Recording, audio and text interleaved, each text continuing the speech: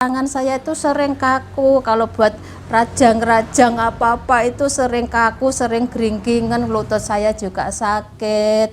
Terus saya itu minum, lama-kelamaan, 2 mingguan lah, saya rutin minum Healtik itu.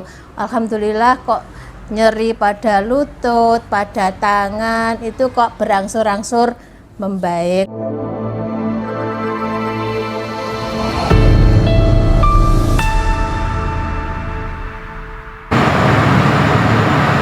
Sekarang kawan-kawan saya berikan gambaran yang paling jelas, yang paling gampang saja. Kawan-kawan ini berniat membangun rumah ini, dari awal direncanakan. Gambarnya seperti ini, duitnya sekian, pemborong dipanggil, yuk bayarnya per termin. Per termin itu dasarnya waktu, dasarnya volume, atau bayar buri, for financing. Kan kelihatan dari situ. Lalu duitnya entek, atau mungkin duitnya entek, bangunan belum jadi, bermasalah enggak? Sudah pasti bermasalah. Atau sebaliknya,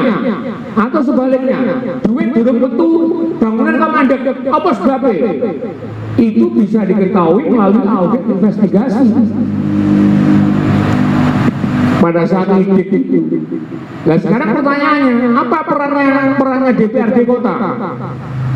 DPRD Kota harusnya tidak usah menutup mata, orang sakit laporan, jelok bangunan mangkrak mandek ini harus bertindak, dipanggil. Itu dipanggil, ngapain nunggu laporan? Pansusnya ngangkrak. DPRD kok DPRD, APH pun nggak usah nunggu laporan. Bisa dipanggil ini, diminta keterangan. Saya jangan dipanggil. Diminta keterangan. Tentu saja kalau yang memanggil DPRD Kota tentu saja akan menghilangkan unsur politisnya. Dia akan menginvestigasi mulai dari eksekusinya. Tapi kalau APH, dia bisa memanggil semua pihak untuk mengumpulkan bahan dan keterangan sejak dari perencanaan ya sampai kemudian itu ada perdanya kan itu, bagaimana terbitnya perdanya terbitnya beres nggak ini, enak suap menyuap nggak terbitnya perda ini, Ampune.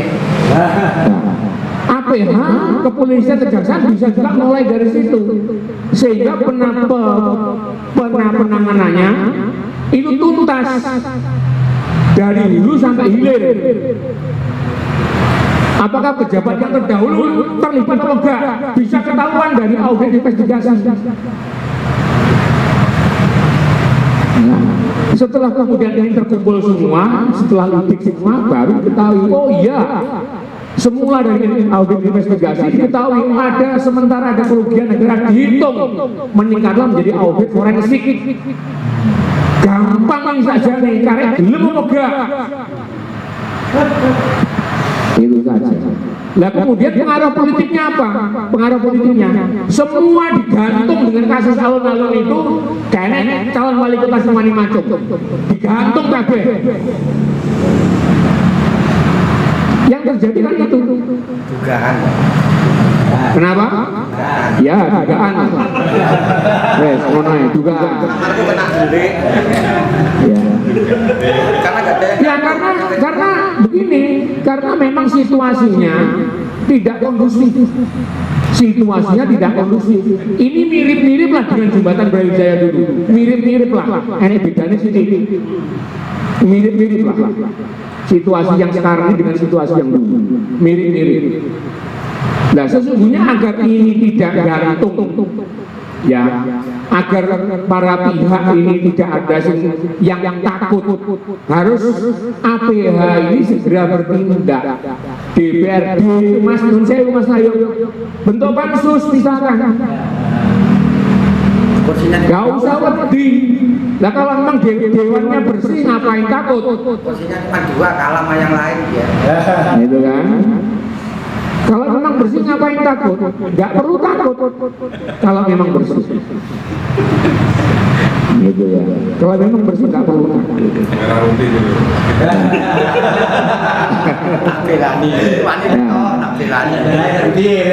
Jadi saya juga tidak berani mengatakan apakah di alun-alun itu ada korupsi atau tidak berani, karena apakah sekarang sudah dilakukan audit, saya juga belum tahu. Apakah BPK ataupun BPKB sudah bertindak, saya juga tidak tahu persis. Makanya semuanya tidak jelas, karena tidak jelas apa yang menduga-duga. Semuanya menduga-duga, semuanya saling curiga. Ya ini tidak sehat untuk pembangunan kota kita ini. Sama sekali tidak sehat. Tapi dewanya sehat, alhamdulillah. Ya harapan saya, mumpung di sini ada kawan-kawan LSM, ada kawan-kawan media, juga dari apa namanya dari anggota dewan dan lain sebagainya. Ayo disuarakan, kira-kira. Siap. Ini disuarakan. Tidak apa-apa, LSM silakan lakukan investigasi.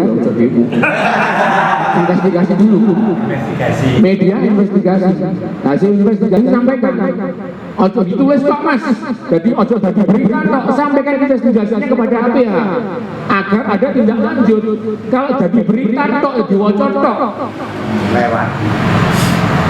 Meskipun sesungguhnya APH ini bisa bertindak tanpa menunggu adanya aduan ataupun laporan.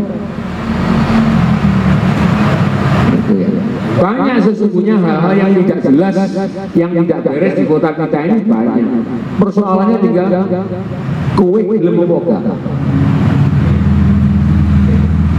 Itu saja.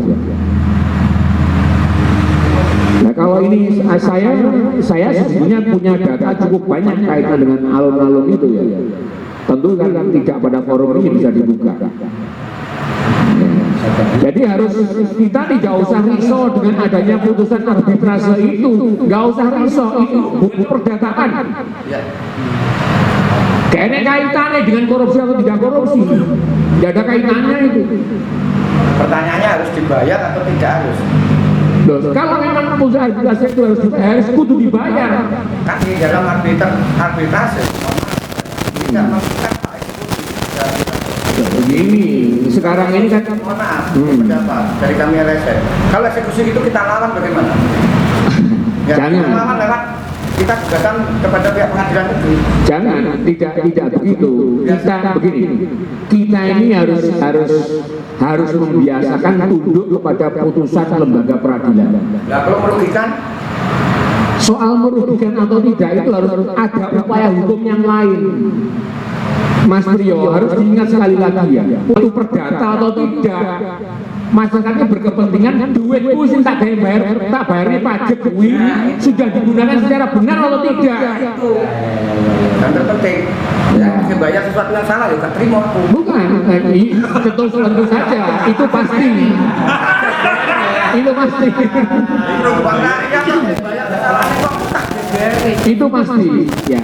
Kita semua pasti tidak bisa menerima kalau duit pajak kita itu digunakan untuk hal-hal yang tidak benar, itu pasti. Tetapi Ya, jangan sampai dibayar. Kalau dibayar tak gegeri. Ada pintu masuknya. nah, oleh karena itu kalau saya baca di berita ini masih dihitung dan lain sebagainya, silakan dihitung. Sekali lagi itu berkaitan dengan hak dan kewajiban para pihak. Tetapi tidak ada kaitan dengan ada atau tidak penyelewengan duit negara. Tidak ada kaitannya. Enggak ada. Gitu loh. Jadi sudut pandangnya berbeda. Ya. Ya, jadi berbeda Mas Ayu. Harus sudut pandangnya berbeda. Kalau di situ ada perintah dari lembaga peradilan harus bayar. Soal nanti apa kemudian dibuktikan nanti bahwa di situ ada penyelewengan, itu ada kerugian negara, itu soal yang lain. Itu persoalan hukum yang lain.